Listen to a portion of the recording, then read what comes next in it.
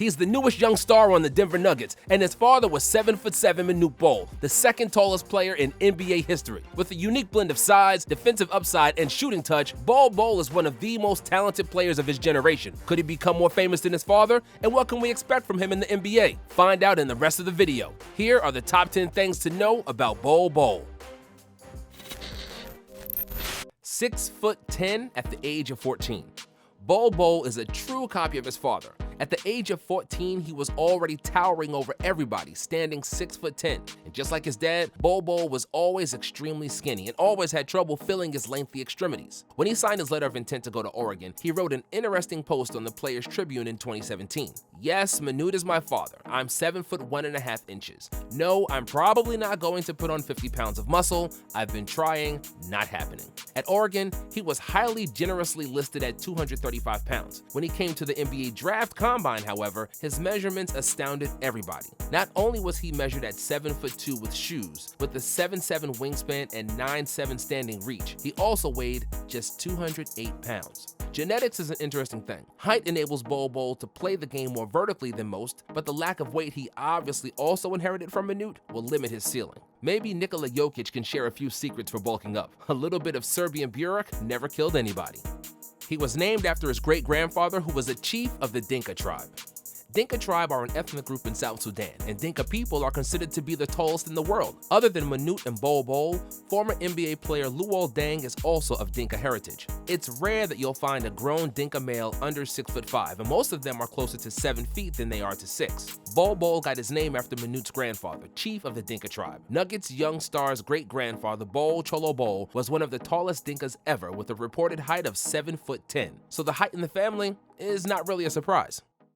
His father was accused of being an American spy, and his family became refugees.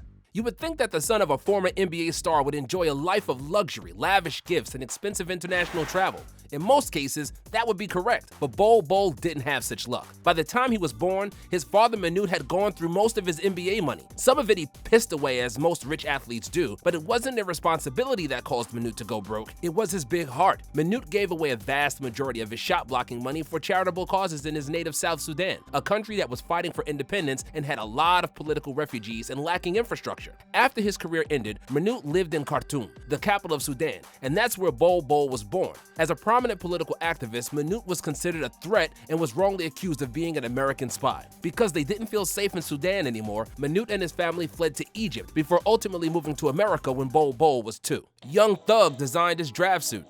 It's fun to watch the fashion evolution through the NBA draft and the difference in suits each generation was wearing on draft day. In the 80s, NBA newcomers were wearing boring monochromatic Wall Street style suits. After that, we had the colorful 90s, which are best described by Jalen Rose and his unforgettable red suit. When LeBron, Wade, and Carmelo joined the NBA, suits were stupidly oversized and were seemingly designed to endure a significant bulk and growth spurt from the players wearing them. Modern-day draft suits are slimmer, and draftees are not afraid to experiment with colors, following a fashion trail set by Russell Westbrook. Bol Bol belongs to this category, and he had one of the most memorable draft attires in modern NBA history. His suit was designed by Atlanta rapper Young Thug, who Bol met through a mutual friend. The suit was designed to promote Young Thug's clothing brand called Spider, and he suggested Bol Bol to rock a spider web-inspired black suit. Considering Bol is 7'2", it's safe to say he chose the biggest brand ambassador among the draftees, and the $100,000 suit was the most talked about in the 2019 NBA draft. He shot over 50% from 3 in college. Manute Bol is the only man in NBA history with more block shots than points scored.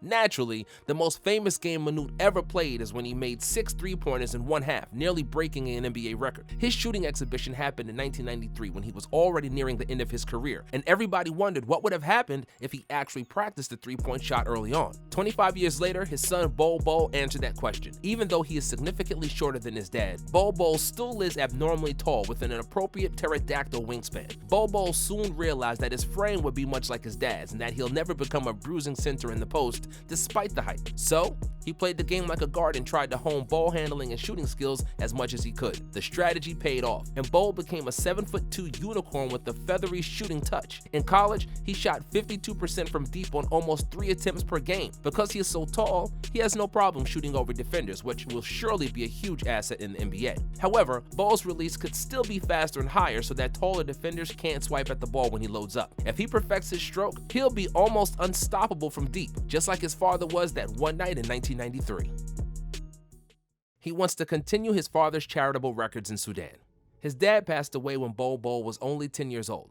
Already frail, Manute was still fighting the long fight for freedom and had spent time helping the refugees in Sudan when he should have been resting and receiving treatment. His premature death robbed Bol of many memories and moments with his dad, but he'll never forget one thing, that his dad always cared for others more than he did for himself.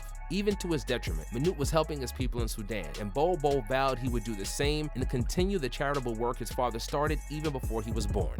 He already had injury troubles. The most serious injuries for NBA centers are the back, the knees, and feet, which ail them more often than the rest because they have to carry more weight than the guards. Bol Bol wasn't so lucky, and he suffered a severe foot injury very early on, which was the main reason he slipped all the way to the 44th pick in the 2019 NBA draft, despite projecting as the lottery pick before the injury. Bol suffered a navicular fracture in his left foot that caused him to sit out the entire season after only 9 games with the Oregon Ducks. The same injury kept Michael Jordan on the shelf for the majority of his second NBA season, and it sidelined Joel Embiid for 2 years after he was drafted in the 2014 draft. Still, there were no indications of further risk of the same injury. Hopefully, Bol Bol would remain as healthy as possible throughout his NBA career, because he has one of the most unique skill sets ever. Randomly drug tested after performing well in NBA debut.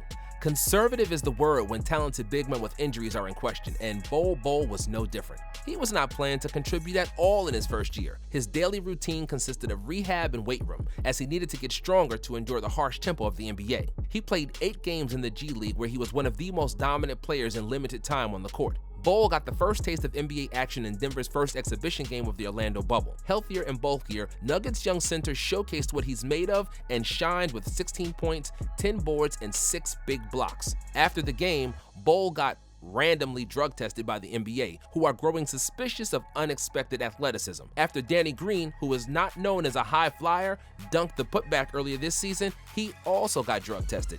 And the same thing happened to Alex Caruso, whose photoshopped pictures broke the internet in the summer of 2019. 5-star recruit and a McDonald's All-American.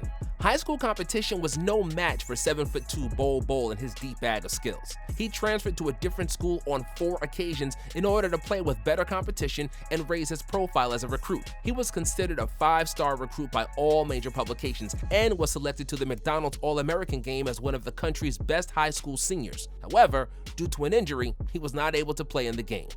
Good friends with Shareef O'Neal and a huge SpongeBob fan.